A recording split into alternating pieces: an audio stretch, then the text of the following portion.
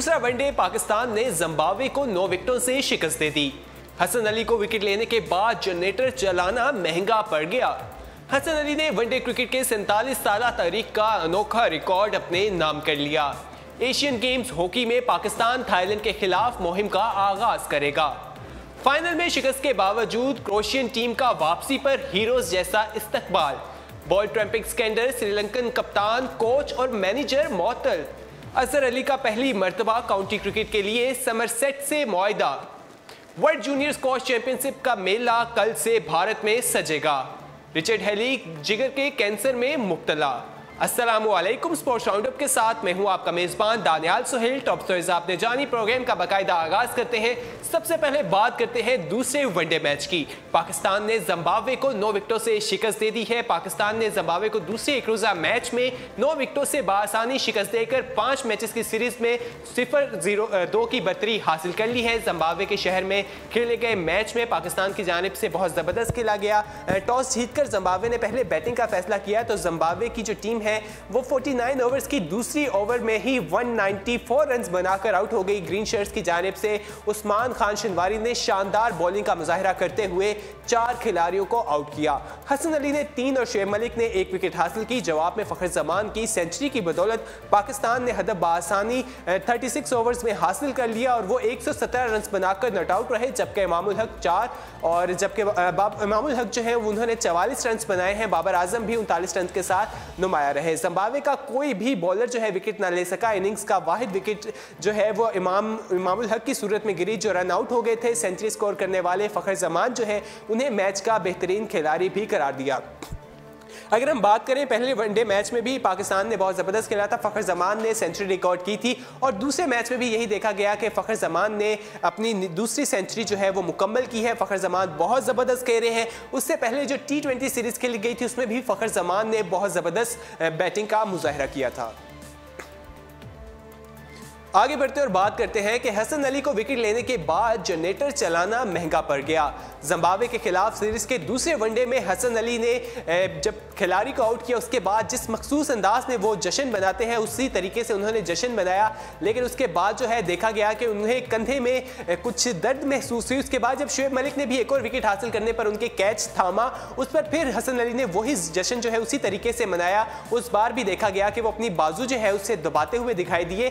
तो उसके बाद ये कहा जा रहा था कि उन्हें तकलीफ महसूस हुई, तो इस वजह से हो सकता है कि उन्हें इंजरी का भी सामना करना पड़ सकता है। लेकिन हसन अली जिस तरह विकेट लेने के बाद सेलिब्रेशन करते हैं उन्होंने वो सिलसिला उसी तरह जारी रखा और हसन अली ने कल के मैच में भी 3 विकेटें हासिल की थी।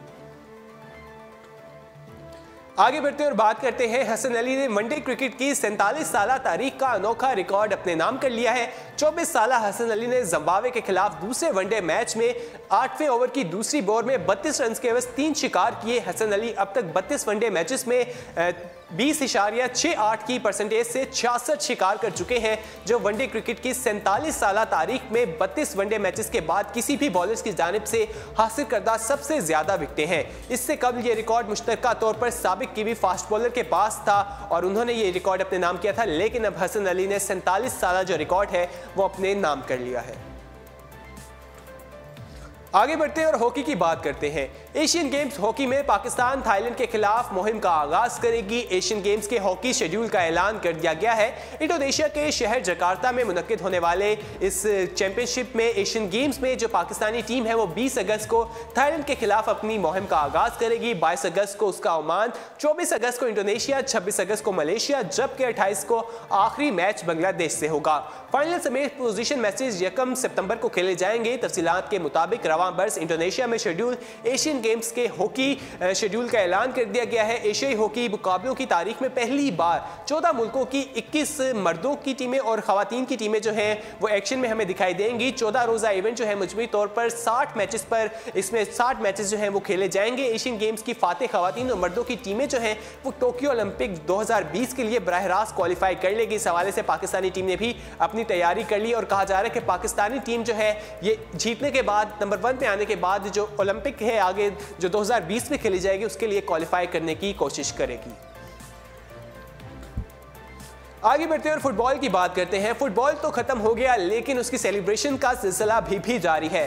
फाइनल में शिकस्त के बावजूद क्रोएशियन टीम का वापसी पर हीरोज जैसा इस्तकबाल किया गया। दारुल हुकूमत में उनके प्लेयर्स का खैर मकदम करने के लिए 1 लाख से ज्यादा लोग मौजूद थे।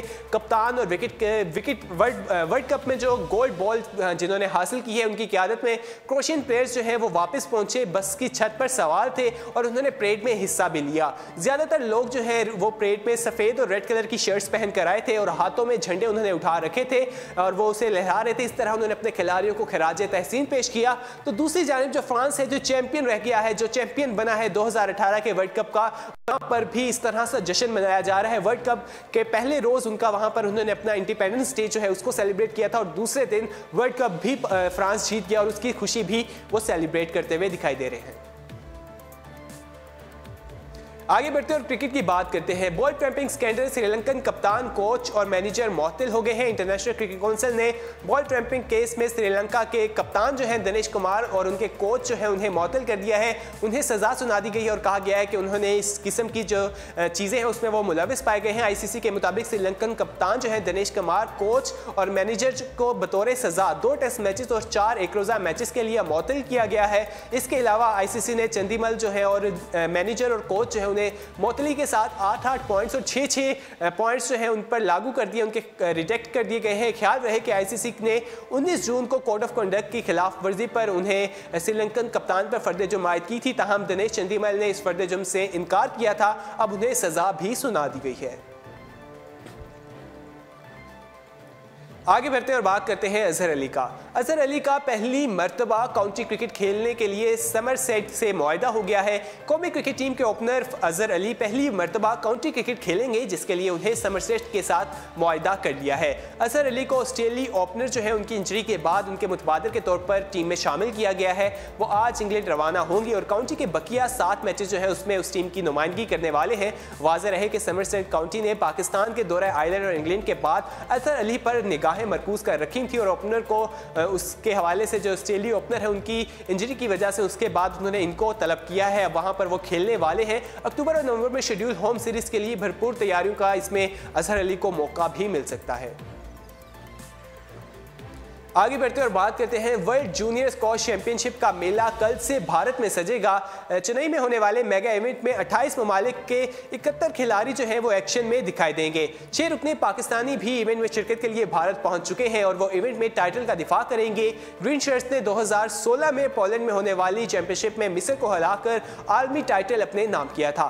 पाकिस्तानी टीम जिस खिलाड़ियों पर मुश्तमिल है उनमें अब्बास ज़ैब, मोहम्मद अजीज, हारिस कासिम, फरहान हाशमी, असदुल्ला खान और अजीज शौकत पर मुश्तमिल है। याद रहे कि भारत ने पहले पाकिस्तानी टीम को इवेंट में शिरकत के लिए वीजे देने से इनकार किया था, जिस पर पाकिस्तान स्क्वॉश फेडरेशन ने भरपूर एहतजाज रिकॉर्ड करवाया था, जिसके बाद पाकिस्तानी खिलाड़ियों को वीजे जारी कर दिए गए थे। जो इंटरनेशनली इस हवाले से कहा गया था कि अगर भारत पाकिस्तानी प्लेयर्स को वीजे जारी नहीं करेगा तो इस इवेंट के हवाले से उनकी मेजबानी भी उनसे ली जा सकती है और उसके बाद उनको सजा भी दी जा सकती है और इस हवाले से उसके बाद पाकिस्तानी टीम को वीजे जारी कर दिए गए थे।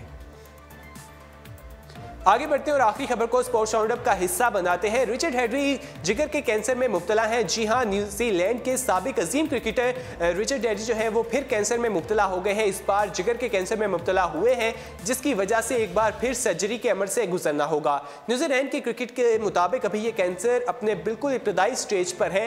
गुज़श्ता माह उन्होंने अपनी आंत के कैंसर में मुब्तला हुए थे, जिसकी तशखीस हुई थी, जिसके बाद उन्होंने सर्जरी करवाई थी और वो ठीक हो गए थे, लेकिन अब उन्हें दोबारा जो है कैंसर हो गया। इस बार कहा जा रहा है जिगर के कैंसर में वो मुब्तला है। इस हवाले से उनका ऑपरेशन हो सकता है। हालिया ऑपरेशन से सेहतयाब होने के बाद उनका एक बार फिर केमियोथेरेपी जो है उसके अमल से गुजरना पड़ेगा। इसी के साथ स्पोर्ट्स राउंडअप अब तक इख्तिताम को पहुंचता है। मजीद खेलों की खबरें जानने के लिए विजिट कीजिए हमारी वेबसाइट urdupoint.com। अल्लाह हाफिज़।